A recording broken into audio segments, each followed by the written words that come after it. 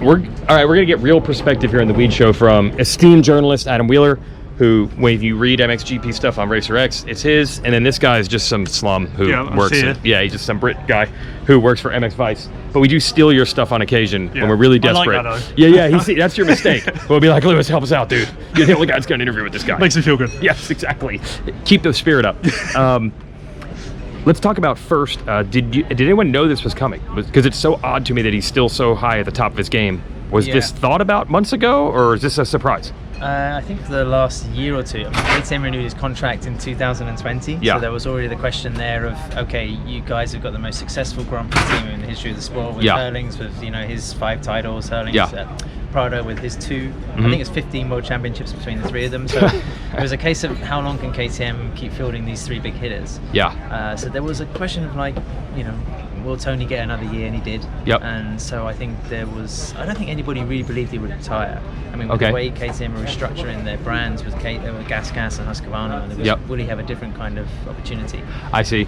But, if you've raced with one team and one set of guys for 17 years, 18 years, then it must be incredibly difficult to change that setup.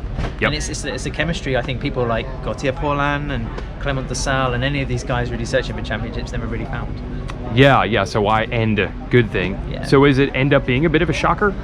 That it ended up being a retirement. Of course, there was a slip with a press release last Friday, which kind of blew the lid on the whole surprise element of this event. But it was. I think the guy's 3rd in the World Championship. I mean, it's halfway through the season. It's not like he's, say, in the case of Valentino Rossi, where he's struggling even to score points or get in the top 10. Now you can see clearly there's the end of the road.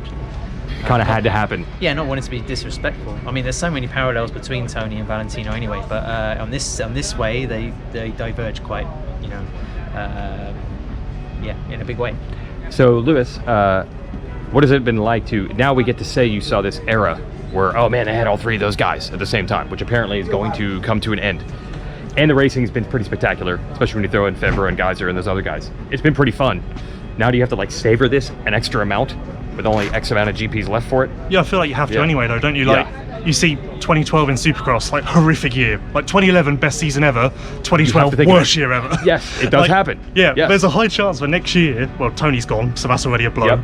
And there's a high chance for the rest of this thing's going to fall to pieces. You have to savor those moments. It's good. And it has been unbelievable. Even these last 4 motos that you guys had in Turkey. Yeah, MXGP needed it as well. Like I said to a few people coming into this year, the last 2 years have been so bad.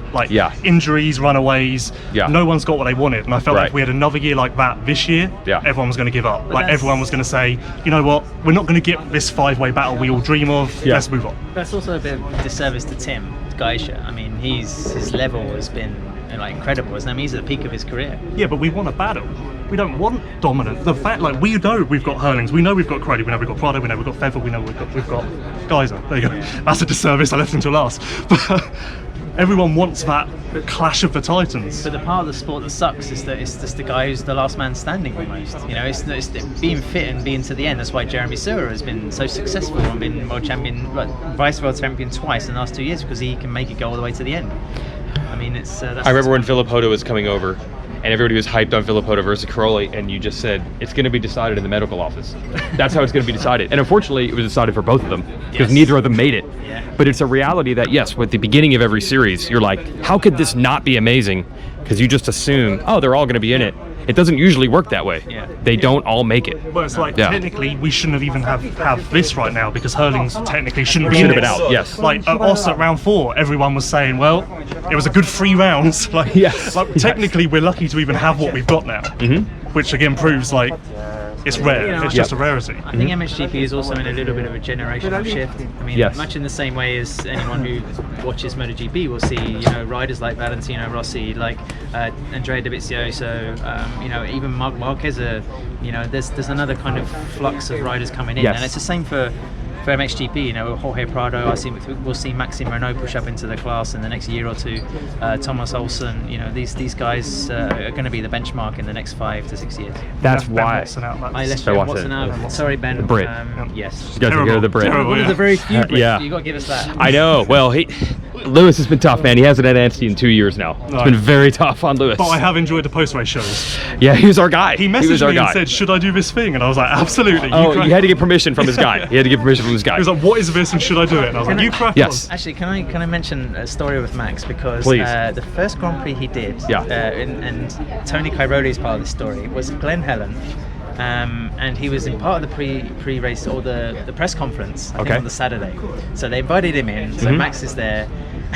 And Tony kind of described his pole position, his qualifying heat or whatever, and took pole position. And then it came to Max, and they gave him the microphone, and he stood up with his energy drink can and his cap, and he delivered this exposition, this monologue of how overjoyed he was, holding the can like this. And I could remember Cairoli was sitting next to him, kind of looking at him, thinking, what are you doing? Just sit down, and this it's not Shakespeare. You don't have to deliver a thing. It was great. I'd like Max all over. Disclaimer: poor Max. First of all, I completely believe that. That is completely believable. 100%. Why do you think I was he was on J-Law KTM at the time, so that's weird enough for J-Law KTM. He was only 15.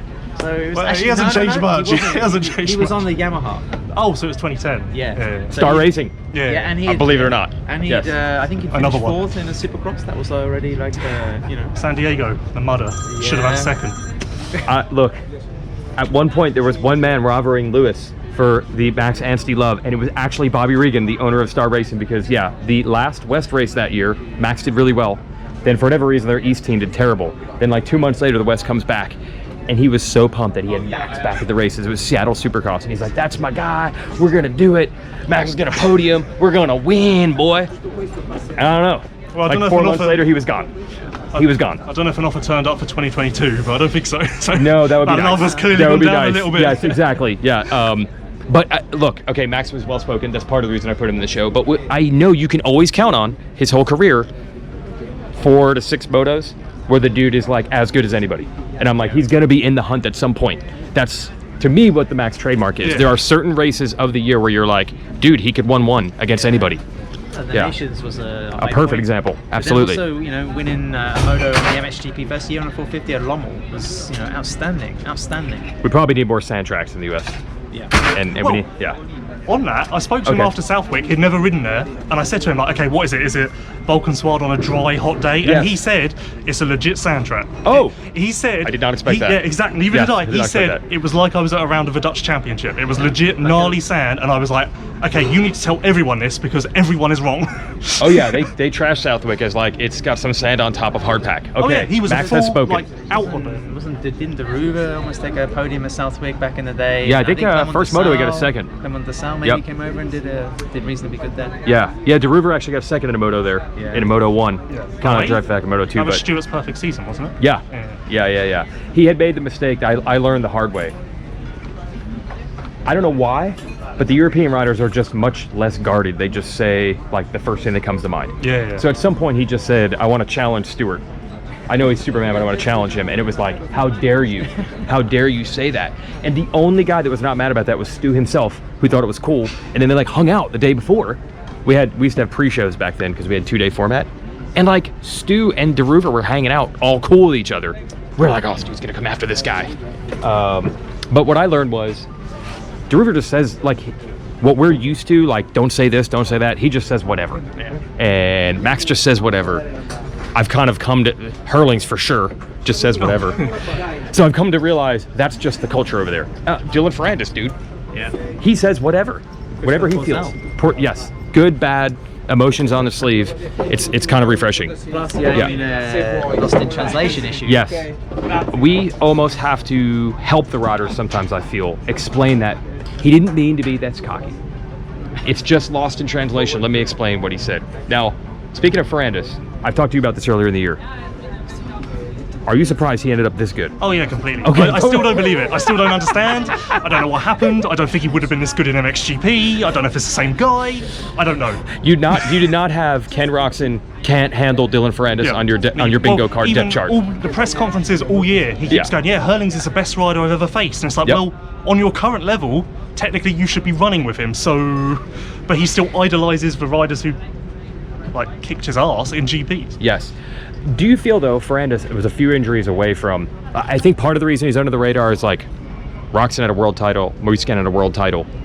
He probably could have or should have had one. The problem is in those Hurlings injuries years, then he got injured too. Yeah, I mean, he raced, his last season was Jeffrey, like in his pomp, like 2016, third world title. And that year was particularly juicy because they were hitting each other coming out the gate. Apart from the Hurlings kind of Tommy Searle season in 2012, that was probably the most fruity we've seen MX2. But then realistically, Dylan was never taking moto wins away from Jeffrey. No, but even like the Tixier title year, couldn't Ferrandis have won that? I feel like there were 2 years where Hurlings crashed it away. I think he broke his leg that year. Right, but I felt like, oh, he could have been the guy, but he didn't have a chance to show it. It would look a lot different, I feel, if he actually had a number one when he came over. Actually, it was in 2015 where CLS were pretty strong. They had Tonus as well. It may have been factory. Wasn't it status. 15 was the year after Tixier? Yes, yeah. So that was did his pelvis. Geyser's year. Yeah, that was when, Tixier was reigning world champion. So Ferrandis could have had either of those, but still, like, it's not like he would have gone to America and people would have been like, oh, Ferrandis for world champion. Nope. They would have said Ferrandis for world champion when Hurlings. Oh, 100%. Don't forget that Dylan's last statement in Europe in GPs was a badly broken arm in Switzerland, during free practice, I think, and that was it. He was gone.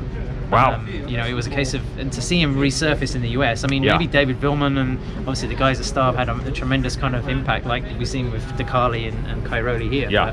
But, he's always had the technique to do it, but you just won't question the temperament. I got to say Bobby Regan. He was talking about, because I believe Pro Circuit had a shot at him, could have had him. They maybe wanted him, but for some reason Bobby saw something, and he told me, I watch GPs, boy. I like his technique. They saw something that both didn't. Well, like Bobby Hewitt did with Porcel, perhaps. That's why he gave him such a big chance in Husky. I think some guys are afraid. It goes two ways, and you guys have seen this in all racing. Some people are like, hey, the personality, we can work around that. We see talent, we see ability, we see heart. We'll figure out the rest when we get him in our system. That doesn't always work, but I think they saw that. Last topic here, how are the three KTM guys, because people want the drama over in the US, how does it work with these three guys battling? And I know Hurlings are not on the same team per se, but they have some gnarly dog fights on the track, dude. Yeah, you have to remember that the Red Bull KTM is 6 riders, but essentially it's 2 teams in one. Yes. So you have Jorge Prado and Antonio Cairoli in the Italian side, hence the reason we're in Rome having this event. Mm-hmm. And then Jeffrey Hurlings is more on the Austrian kind of side. Yeah. So there's not a great, they kind of share a common area inside the awning where they all get changed. Cairoli doesn't really venture in there, but Prado does, Hurlings does, Tom Vial, the MX2 world champions there, René Hoffer.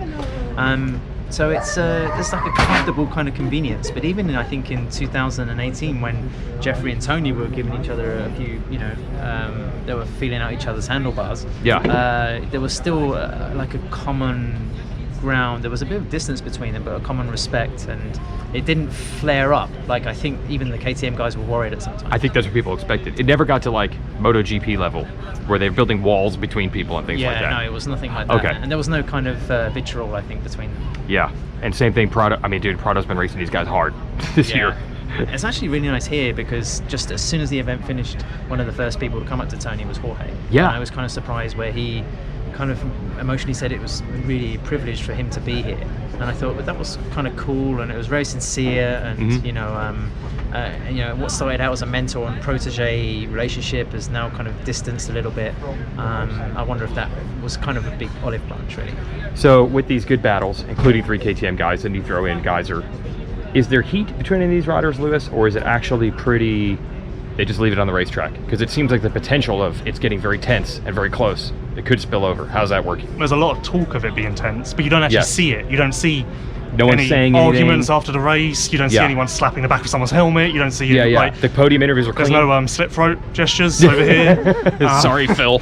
Yeah. So unless you hear what you hear that goes on behind the scenes, it sounds all fine. Yeah. But I think, like Adam was saying, the Cairoli Hurlings thing worked perfectly because Hurlings, they were from different eras. Yep. So Hurlings always idolised Cairoli to an extent, I think. Mm-hmm. And then Prado came in, and that's where frees a bit of a crowd, and it's like, well, how does that fit into? Because then you have this 3-layered system that it's crazy. It's a weird thing that like you can't even really make sense of in your mind. But for the most part, I think like they're all great riders. They all want to win, so I think they all know they're going to have to race each other hard. Everyone wants to make a big deal out of it because typically we don't even have 2 riders on the same team in this position. No. Kawasaki, Fevra knows he's the number 1 guy. Monticelli knows there's absolutely no way he's going to be the number 1 guy. Yeah. Accept it. Like, it's just this special situation that KTM have made? I think there's a little bit this whirlwind as well, where the top guys in MXGP at the moment have all lost seasons and a lot of races through injury. So there's that kind of innate caution to really, not sort of jump off the bike Jason Lawrence style and start lamping somebody because they might have put a strong move on you. So there's quite a lot of cordial relationships going. Sorry for I know you wanted drama, Weege, but well, they're like Lewis. They're like, we have this right now. Let's not do anything to screw this up. I genuinely think that's what the riders are thinking. Like, just let's be cool right now. Don't mess this up. Even some riders who should be in that battle who aren't have said to me this would be cool to be a part of, because even they look at it as like, there's a once in a lifetime opportunity to be a part of something like this that we're going to talk about for 10 years. Because in 3 years' time we'll have 3 seasons that have been ruined by injury, and we'll be going, 2021 was good, wasn't it? Now, like 2011 Supercross, like you still talk about it now because wow. Absolutely, they were hanging banners at the stadium that said "greatest season ever," and I still remember this 10 years later. You go into every year going, well, this is going to be the one. This is going to be the one. And guys get hurt, stuff happens, and instead we're going to the final with the title already wrapped up instead of the greatest season ever banner. I think I've heard you say it before. It's like the dirty little secret of the sport. Like typically, this thing doesn't go down to the wire, and we kind of know what's going to happen. No, look, my wife's here in Italy. She did not come to this event because the first 6 Supercrosses I ever took her to in her life, she did not see one pass of the lead. 0 for 6. Well, that makes me sad. Yes, so that's our dirty little secret, that it's not always as amazing and exciting as we all believe it is, because we love it so much, like kind of regardless. Yes, celebrate those moments. Celebrate those moments. Yes. Good stuff, boys.